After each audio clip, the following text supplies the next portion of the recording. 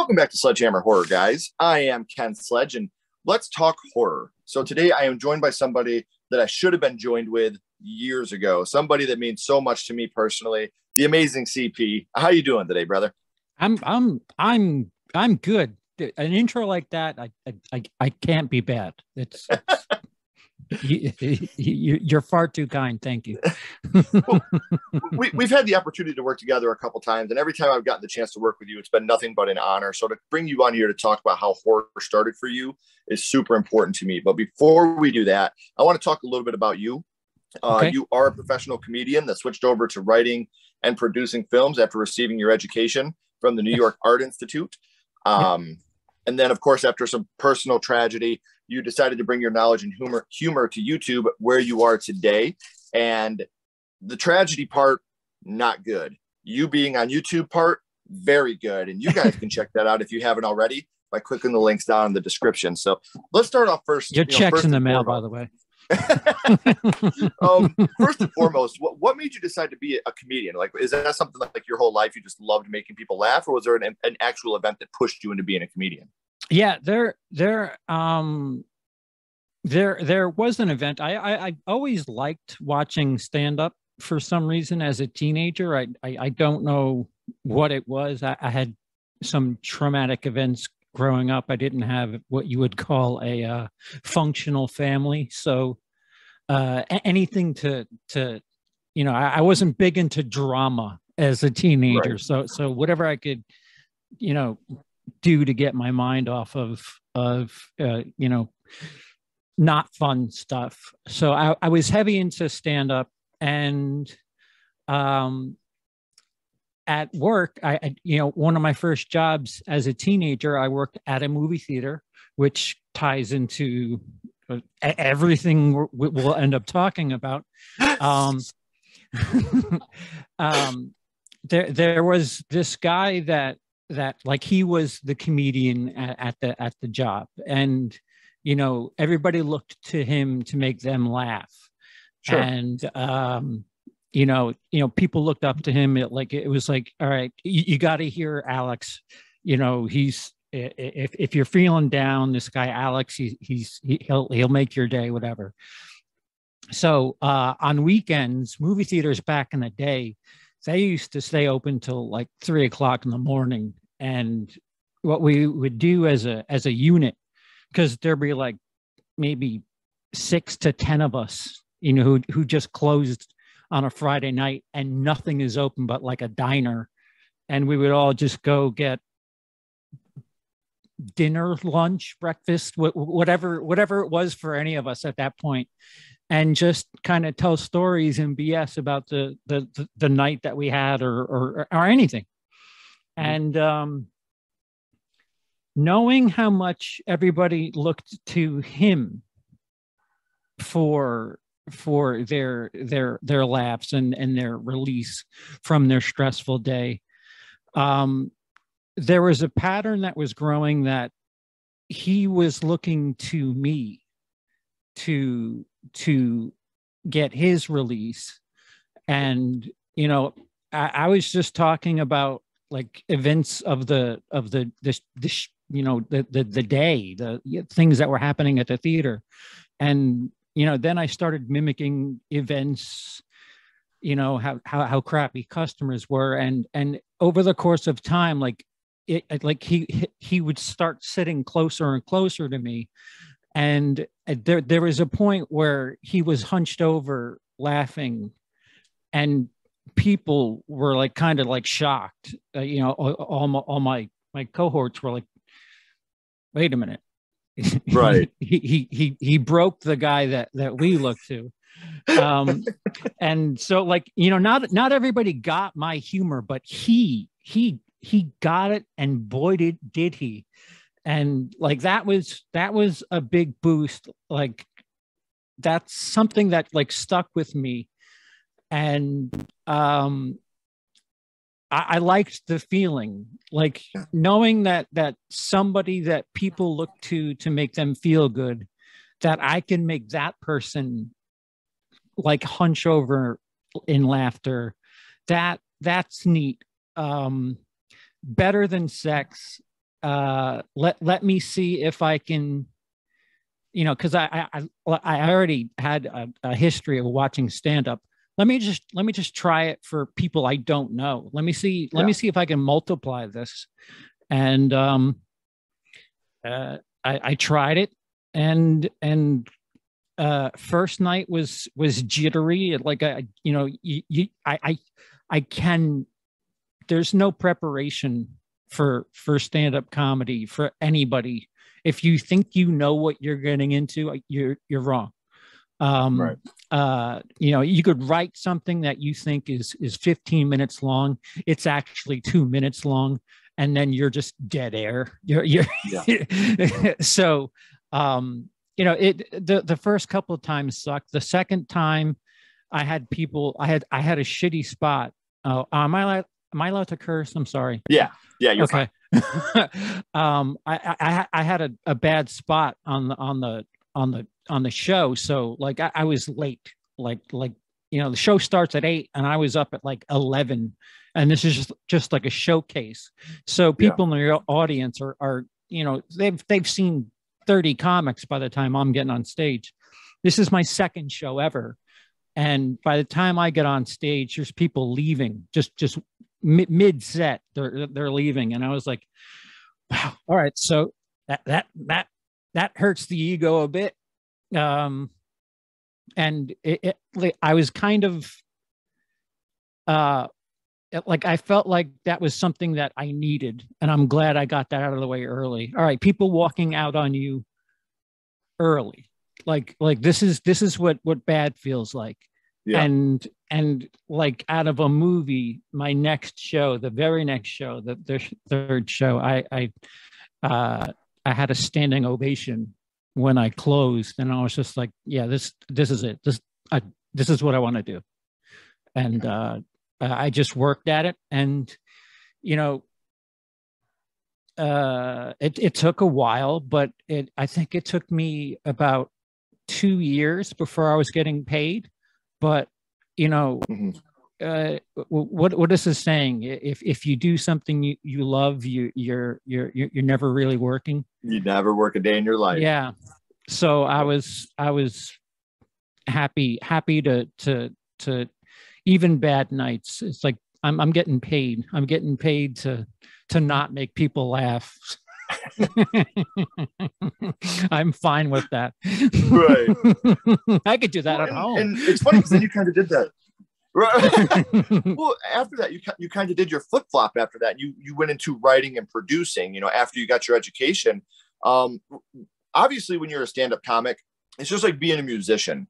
When you're doing stand-up, you're getting that instant gratification or that instant boo right away. But when you're writing and producing, it's just like writing and making an album. You have to wait for people to see this thing you've created. So when you're writing and producing, do you know right away, like, this is something that I'm going to be using for this? Or do you write full stories at once, like full screenplays at once? Or do you kind of bounce ideas back and forth just like you do with your comedy? Everything I do with writing is bullet points, and okay. I want to give ideas room to have forks in the road. And I'm not allowed to say, because I signed an NDA, but I sold a bit of mine to a rather popular show at the time on CBS. Everybody loved it, is the closest hint I'll give to you. Or everybody loved him, this one person. And seeing how what they did with that joke, like I gave them something, and then they tweaked it a bit. And I was like, okay, that's interesting. That like it was the first taste of, having somebody else work your material. And I didn't hate it. Like, I didn't feel so they tainted my precious bit. It was like, okay, all right, that's all right. That I actually took notes and was like, all right, that's interesting that they took something of mine and they wanted it. Like they saw what it was before they offered me the money for it. And, and then they tweaked, and I wasn't as insulted as I would have expected myself to be. So I was like, all right, you know what, that's not bad. As much as, I mean, and again, I've always been a movie fan. So at that point, I was like, well, if that's what all these directors and writers complain about is, too many hands in their precious project. I got a little tiny spoonful of it. Maybe I can put my ego aside for things, and yeah. So it helped me become open to the idea of what's best for the audience. Yeah. I may think it's the best thing. I may think it's hysterical, but if somebody else comes in with what about this? And it's better. It's better. We'll treat it like a team. I have no ego, oddly enough. I mean, you're up there by yourself when it's stand up. So right. Well, I just love how you can go from doing stand up and being so in your own world to selling something to somebody that everybody loves. That to me is so cool. That's such an inspirational story to hear, that your jokes are out there, and that's forever now. Like, that's nothing can ever take that away. I can't take credit for it, but yes, right. Something. Well, you know what? If you do your homework and you watch material of mine from before that episode of that sitcom, you can do the math. Right. It's kind of clear. So well, I do want everybody to remember that you can check that out also by clicking the links down in the description. So make sure not only are you subscribing to the YouTube, but following on social media as well. So man your two checks are in the mail.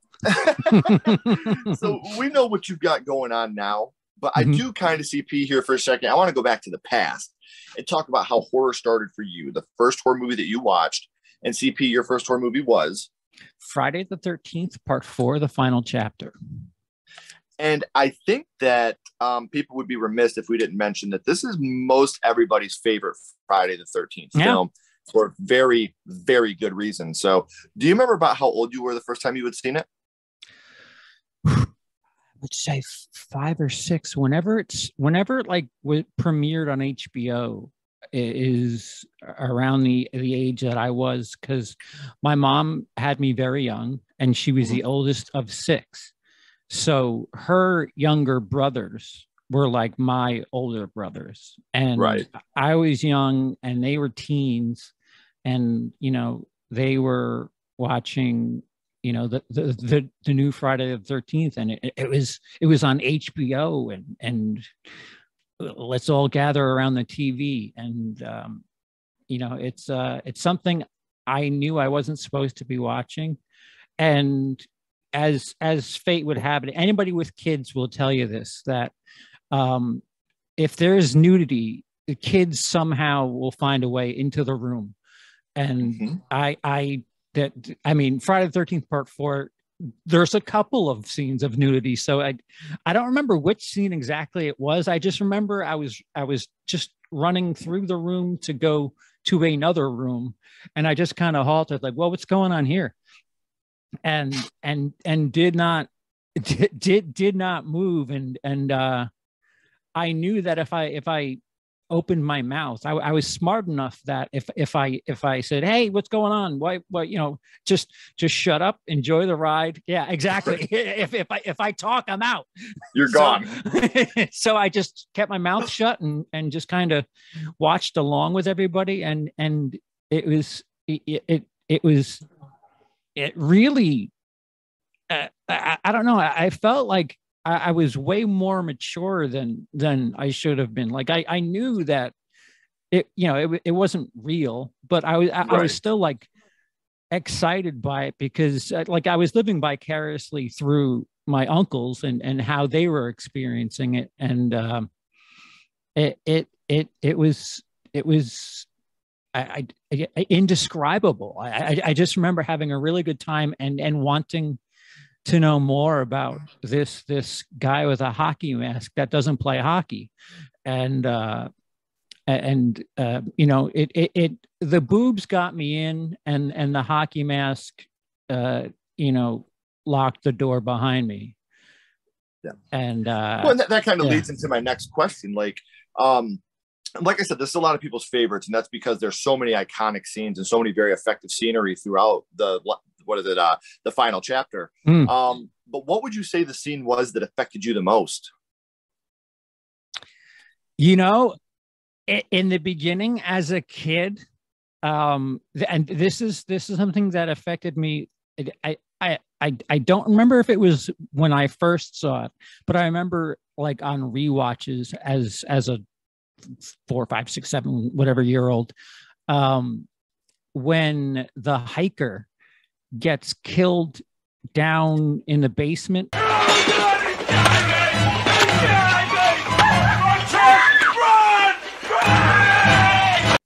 And he's just screaming, he's killing me. As much as people make fun of that scene, the fact that you don't really see it and you just hear somebody in agony, it always got to me. And I was just like, oh man, like, you know, I just watched some dude get his face chopped, and you know, dude in a bathtub had his face crushed in by a hand, but I can't see what's happening to this guy, but he's going to describe what's going on.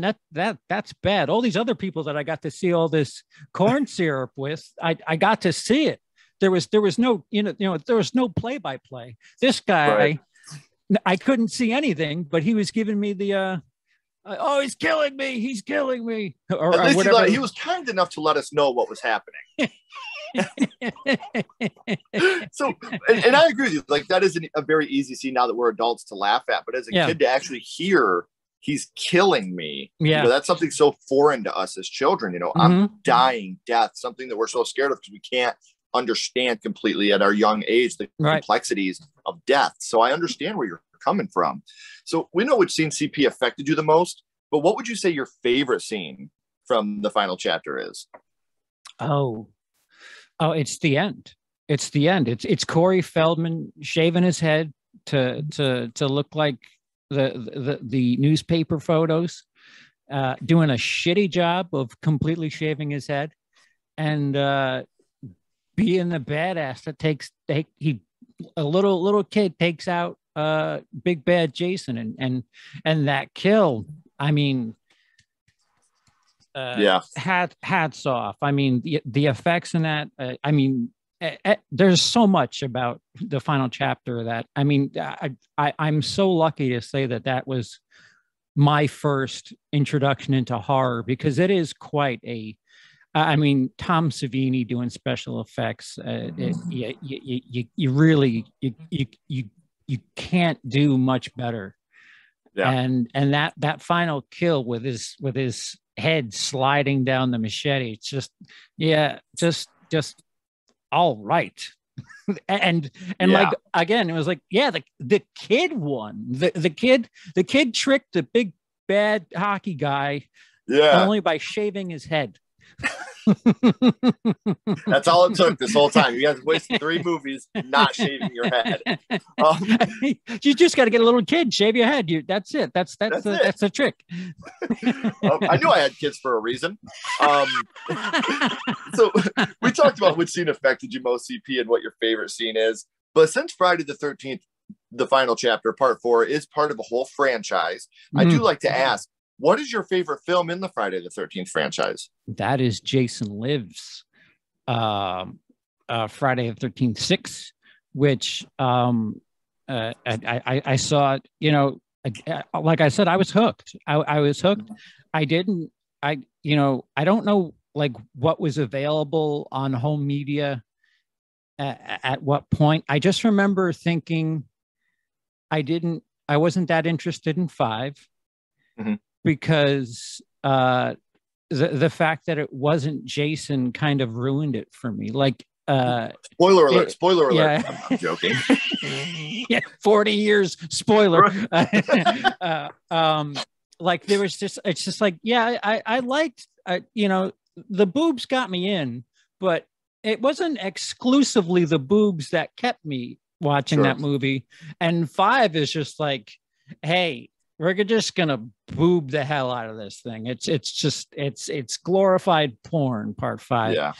And part 6, they bring Jason back, and the homage to Frankenstein, and it just, I think out of every Friday the 13th movie, 6 plays the most like a regular a regular movie. Like there's so much to it that, you know, there's themes, there's Easter eggs.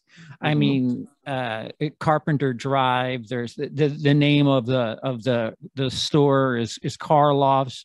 Like there's so many little things that are placed in part 6, and it could just be me that's recognizing this because I've watched it so many times.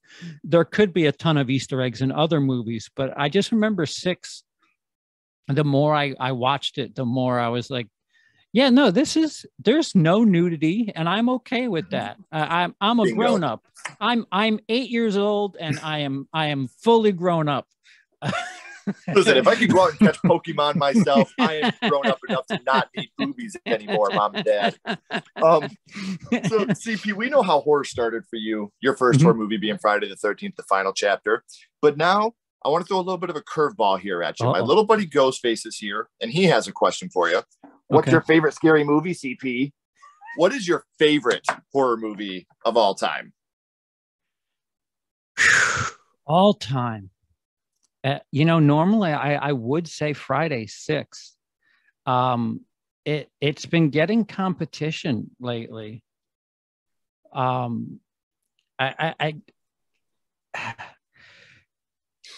don't want to, like, I feel like it's way too early to say it, but I really, really enjoyed X this year. Like, I thoroughly enjoyed X.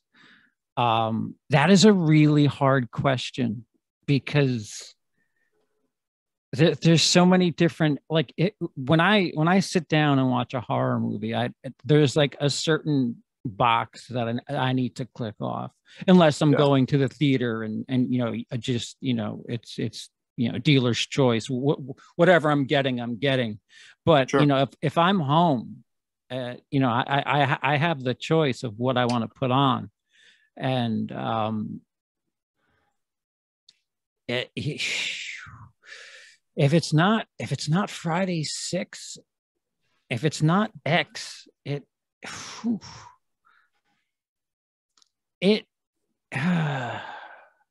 See, and this is why I never tell anybody I'm going to ask this question, because I want a genuine answer. I don't want you to have to think about it. You know what I mean? Like, that's why I do it like this. So way I know I'm getting a genuine answer out of you.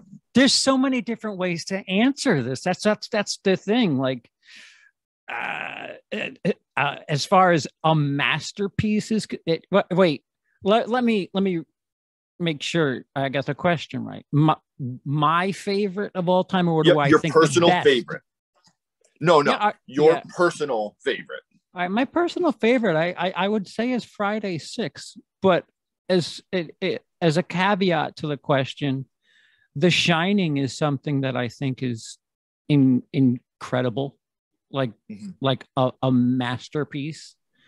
But you know, if I have both of them in my hand, I know I'm going to have a good time with Friday 6 for as many times as I've seen it. I was just going to say, if you have an hour and a half plane ride and you have to take one horror movie with you, what's the one you're grabbing? I think it's Friday 6 for some absurd reason. That's awesome. I love Friday 6. And something that you talked about that not a lot of people do is the homage to Frankenstein. You know, like, that to me is brilliant. The way that they brought that in, you know, making Jason into and Karloff, you know, the store, showing the Universal monster influences on Friday the 13th to me, because we wouldn't have Friday the 13th, Nightmare on Elm Street, Halloween, if we didn't have the Universal monsters before that. Not. You know, so for them to go in and just say, you know what, we're not going to try to hide this anymore. We're going to pay the ultimate tribute to what made us.